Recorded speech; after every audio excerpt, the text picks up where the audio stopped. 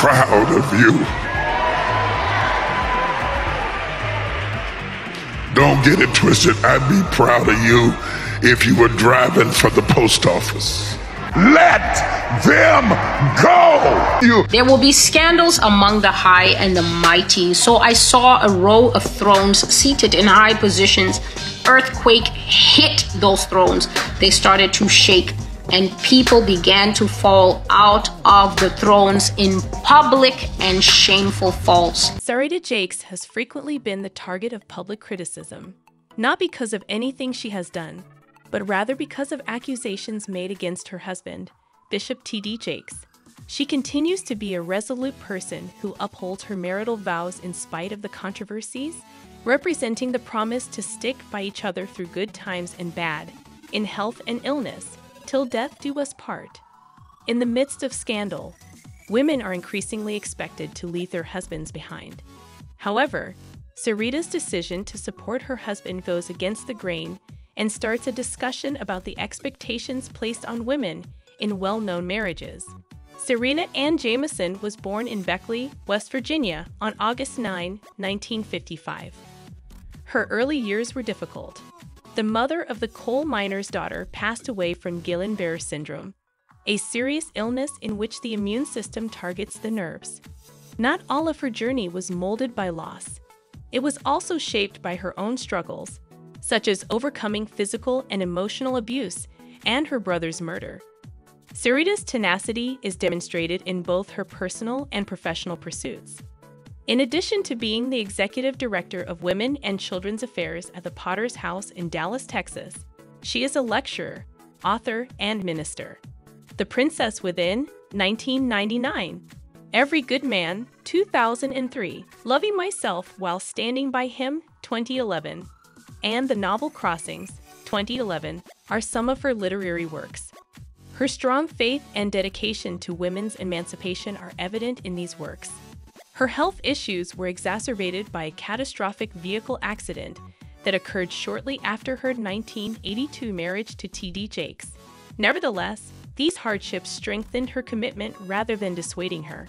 Despite facing personal and public hardships, she has impacted several people as the First Lady of the Potter's House by providing spiritual direction and leadership. Sarita finds herself in a tough situation because to the scandal surrounding her spouse, which is fanned by unverified charges and social criticism. She is accused of complicity by some, including prominent members of the media, who cast doubt on her decision to stay with her husband. This viewpoint, however, ignores the complexities of both marital and personal faithfulness and the potential that a spouse can be supportive while yet yearning for healing and transformation.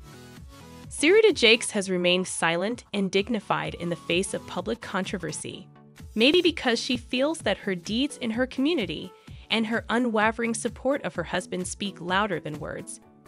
Her decisions and way of living raise important concerns regarding the demands made of women in public life, as well as their right to privacy when dealing with personal issues. It is clear from looking at Sarita Jakes' life that she is more than simply the contentious pastor's wife. Rather, she is a strong, resilient person who deserves respect for her steadfast devotion to her family, her faith, and her community. Rather than praising Sarita Jakes for keeping her marriage vows and standing by her husband, others have taken offense with the accusations made against her husband, Bishop T.D. Jakes.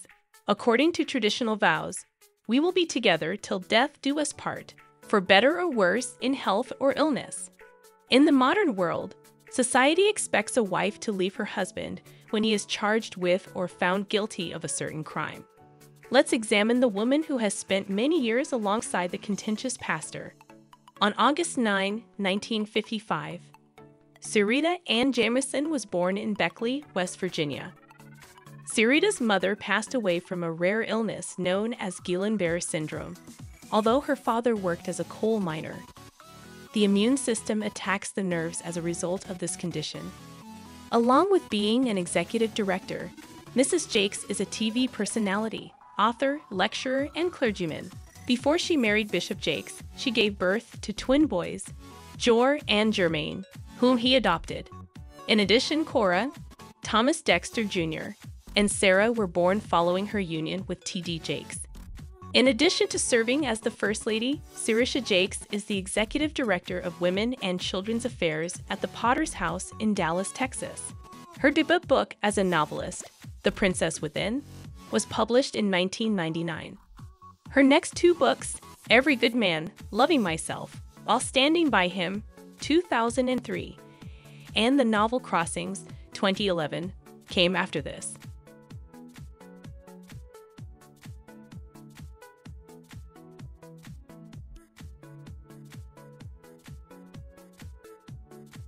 Even though the accusations against T.D. Jakes are unproven, some people are still passing judgment on Sarita because she chose to stay with her husband.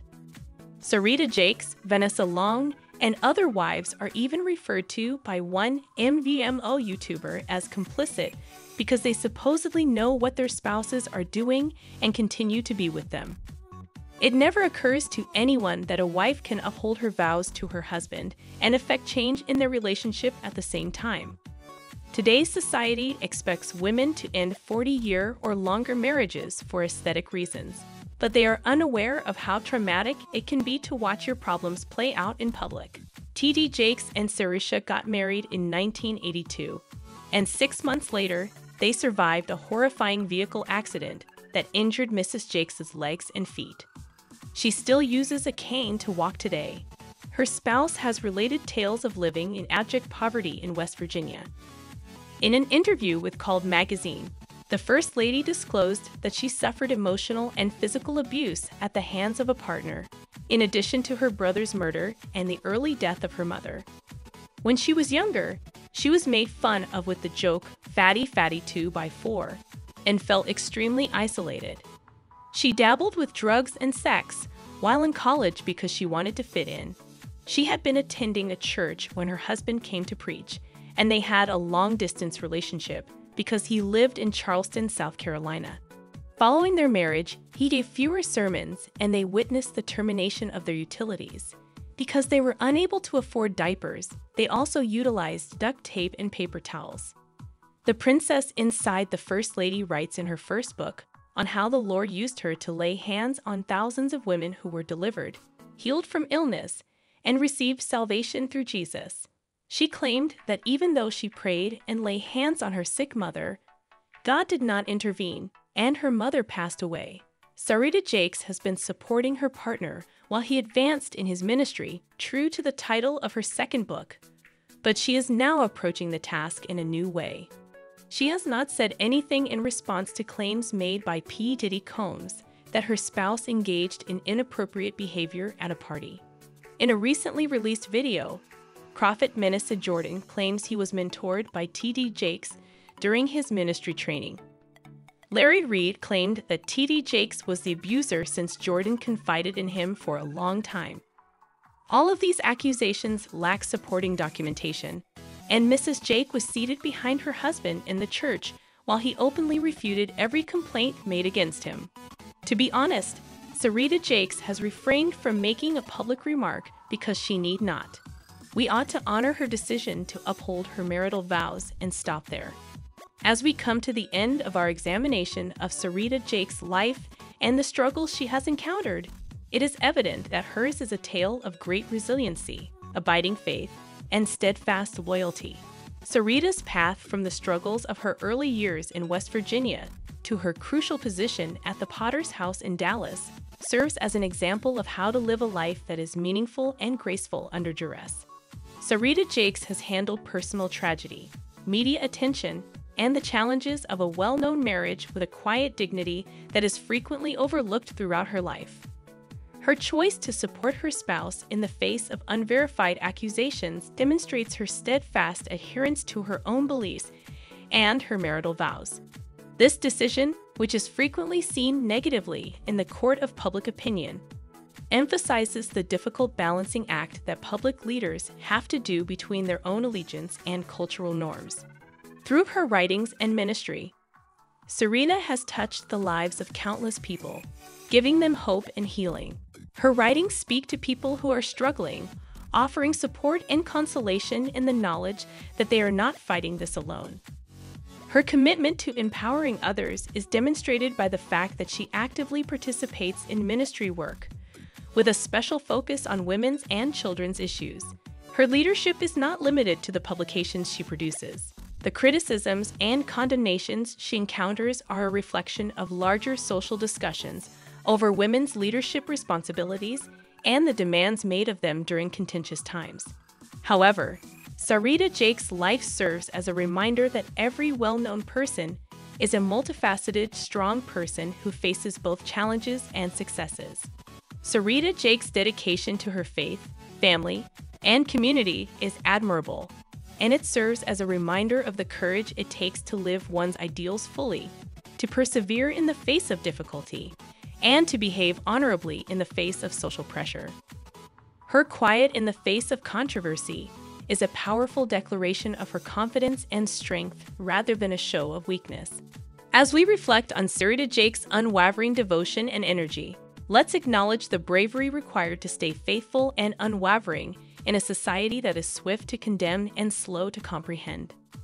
Her story serves as a powerful reminder to appreciate the intricacies of interpersonal interactions and the individual choices that have a significant impact on our lives.